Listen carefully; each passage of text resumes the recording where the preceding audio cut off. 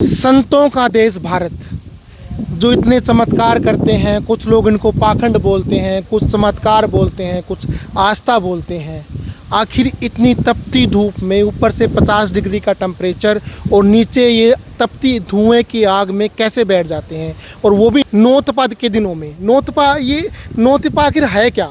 दो मूसा दो कतरा, दो तिड़ी दो ताए, दो की बादी जल हरे, दो विसवर दो वाय। अर्थात नौतपा के पहले 2 दिन लू न चली तो चूहे बहुत अधिक हो जाएंगे। नौतपा के पहले 2 दिन लू न चली तो चूहे बहुत अधिक हो जाएंगे। अगले 2 दिन न चली तो कातरा, फसल को नुकसान पहुंचाने वाले कीट बहुत हो जाएंगे। तीसरे दिन भी लू नहीं चली तो टिड्डियों के अंडे नष्ट नहीं होंगे। चौथे दिन से 2 दिन नहीं तपा तो बुखार लाने वाले जीवाणु नहीं मरेंगे। इसके बाद 2 दिन लू न चली तो विषवर यानी सांप बिच्छू नियंत्रण से बाहर हो जाएंगी। आखिरी 2 दिन भी नहीं चली तो आंधियाँ अधिक चलेंगी, फसलें चौपट हो जाएंगी। इसलिए लू से भयभीत न हो, लू का मजा लें। और इसी लू में ये महाराज जी बैठे हैं तपती नौतपा के अंदर, जन कल्याण को लेकर, अपनी तपस्या को लेकर। आइए दिखाते हैं आपको ये तस्वीरें और बात करते हैं इन महाराज जी से कि आखिर इस तपती दोपहर में ये क्यों बैठे हैं, नौतपा के इन दिनों में क्यों बैठे हैं तपती आग के बीच में। सूर्यवंशी अखाड़े से महामंडलेश्वर सुखदेवानंद महाराज जी हमारे साथ बने हुए हैं। महाराज जी, स्वागत है आपका। जी, आपका भी, आपके चैनल का भी, सभी दर्शकों का यहाँ आश्रम में पहुँचने पर मैं सभी का स्वागत करता हूँ, आप सभी का भी। इतनी तपती धूप के अंदर ये तपस्या आखिर क्यों? देखिए, संत का काम है साधना करना और तप करना और जप करना। इस सृष्टि के लिए, इस नगरी के लिए, उस परमपिता परमात्मा की आसीन कृपा से जो है सुख शांति हो, समृद्धि हो, संपत्ति हो, सुख शांति के लिए करते हैं और वो हम कर रहे हैं। कितने सालों से आप ये कर रहे हैं? मैं पिछले 11 साल से लगभग हर साल तप करता हूँ। 9वीं मेरी ये तपस्या है, जो अग्नि तपस्या है, ये 9वीं तपस्या है मेरी। तो ये कब तक आप करते रहेंगे? जब तक प्राण है, जब तक मेरे अंदर सहनशीलता और मेरे अंदर पावर है, तो मैं ये सोचता हूँ कि मेरा जीवन जो है समर्पित है पूरी इस विशाल नगरी को और पूरी ऑल इंडिया को। कहना मतलब मेरा जो जीवन है ये सभी सेवकों के लिए बना है। तब तक प्राण है और तब तक तप चलता रहेगा। तो इस बार कितने दिन की तपस्या रहने वाली है आपकी? अब हमारी 21 दिन की है, आज तीसरा दिन है, जिसमें 31 दोनों की तप है और 21 दिन का तप करेंगे। साथ में साध्वी कमलानंद जी, जिनका मौन भी चल रहा है। और पिछले 7 साल से एक संकल्प था, एक सिद्धि की प्राप्ति थी, जो कि इनको 16 तारीख को सिद्धि की प्राप्ति हो जाएगी।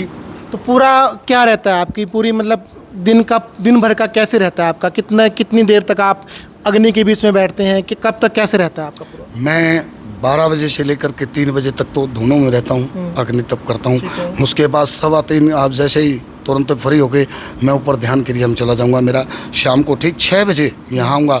6 बजे आते ही अपने दोनों को स्नान कराऊंगा, उनको जो है स्नान करा करके पूजा आरती करूँगा। पूजा आरती करते फिर 8 बजे फिर ध्यान योग में चला जाता हूँ। मैं पूरी रात ध्यान योग में रहता हूँ। सुबह फिर 11 बजे वहाँ से निकल के फिर 12 बजे फिर मैं अपने दोनों में बैठ जाता हूँ। तो इस दौरान खाने पीने की व्यवस्था कैसी रहती है? कैसा खाना लेते हैं आप? सिर्फ तरबूज हो गया है तो ओनली, या घिया और या लस्सी, इन्हीं चीज़ों का जिसमें पानी ज़्यादा हो उस भोजन का आप? वही चीज़ हम ज़्यादा यूज़ करते हैं। लिक्विड ज़्यादा यूज़ करता हूँ और ज़्यादा डाइट, हैवी डाइट नहीं लेता हूँ कोई भी।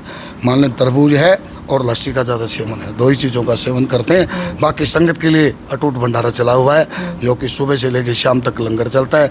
महाराज श्री भगवान गिरी जी हमारे बीच आए हुए हैं, साथ में कमलानंद जी हमारे साथ हैं, हमारे शिष्य राजानंद जी हमारे साथ हैं, और भी दिन में साधु संत आते रहते हैं और भंडारा चलता ही रहता है सारा दिन। तो महाराज जी, कई लोग ना बड़ा, मतलब हर तरह के लोग होते हैं। देखो, कुछ आस्था बोलते हैं, कुछ पाखंड भी बोल देते हैं।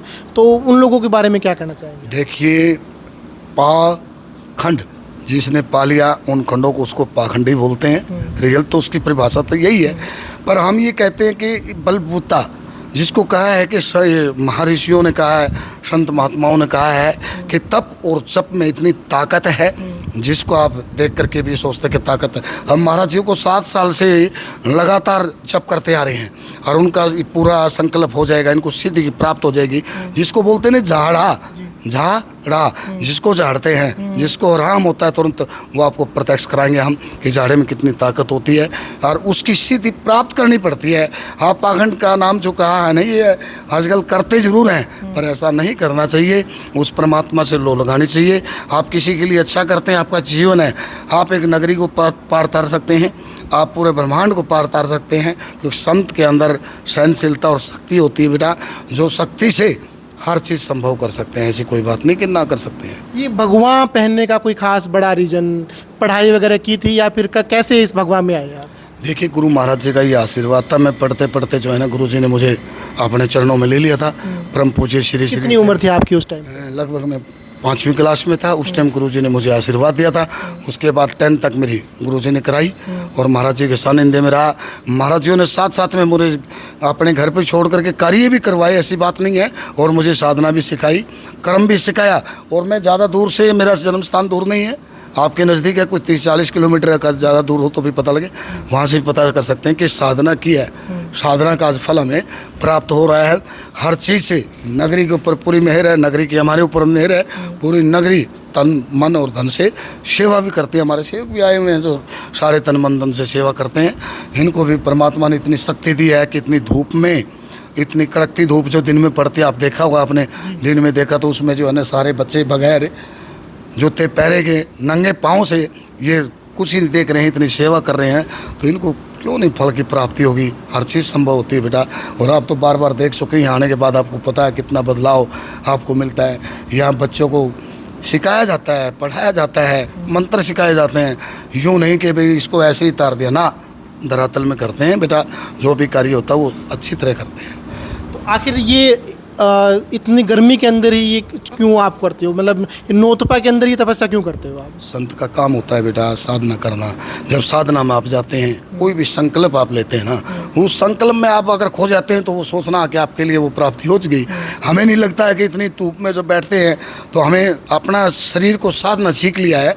उस अग्नि के प्रति, उस धूप के प्रति, उस परमात्मा में जब लीन होते हैं तो हमें नहीं पता है कि आग चल रही है, हमें नहीं पता है कि अग्नि चल रही है, हमें नहीं पता कि धुआं है, हमें नहीं पता क्या हो रहा है। वो एक रियल में है जब ध्यान की प्रक्रिया चलती है। आज मुझे बताया कि आप आए थे, मुझे तो नहीं पता है।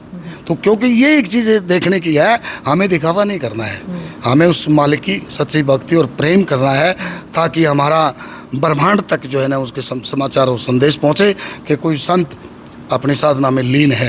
पहले संतों ने भी ये कहा, अब भी कह रहे हैं, अगर संत हो तो बेटा सब कुछ कर सकते हैं। ऐसी बात नहीं, नगरी के ऊपर पूरी मेहर कर सकते हैं, परमात्मा की पूरी दया होगी, क्योंकि अच्छे मंत्रों के उच्चारण होते हैं, अच्छी औषधि डाली जाती है जिससे वातावरण शुद्ध होता है, और अच्छे भंडारे किए जाते हैं जिसमें प्रसाद खाने से पवित्र आत्मा होती है। यहाँ आपने देखा दिन में माताएं बहनें भजन करती रहती हैं, बैठी रही पूरा दिन भजन करती है 3 घंटे तक का। तो आखिरी सवाल, इस आश्रम की सिद्धि क्या है? अगर इस तपस्या में कोई अपना भागीदार बनना चाहे तो कैसे जुड़ सकता है आपसे?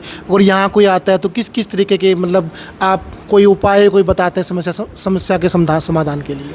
मैं ये कहता हूँ कि बेटा जैसे महाराज जी को सिद्धि प्राप्त हो जाए कि किसी को दुख है या किसी को तकलीफ है, वो झाड़ा लगाएंगे, झाड़े से आराम आएगा। दूसरा नंबर, अगर कोई आता है वो नारियल ला सकता है, वो सामग्री ला सकता है जड़ी बूटी से बनी हुई, वो आ करके अपनी सच्ची आत्मा से और प्रसन्न होकर के अगर आ जाता है तो उसकी मनोकामना अवश्य पूरी होती है। हमारे गुरु जी का पूरा पूरा आशीर्वाद है। और हमारे बाबा पिपलनाथ जी साक्षात दर्शन दे करके गए हैं, उन्होंने साक्षात चमत्कार किए हैं कि भाई सच्चाई की जीत होती है। आप सच्चे के साथ लगे रहो और अपनी नेक कमाई के साथ जुड़े रहो, आपको कभी भी किसी तरह की प्रॉब्लम नहीं आएगी। हमसे जुड़ने के लिए बहुत बहुत धन्यवाद आपका। बहुत बहुत धन्यवाद आपका, फिर आपके चैनल का। सभी श्रद्धालुओं को मैं आपके चैनल से माध्यम से कहना चाहता हूं कि जहां तक आपकी न्यूज़ जाए वो आए और अपना जीवन को सफल बनाएं।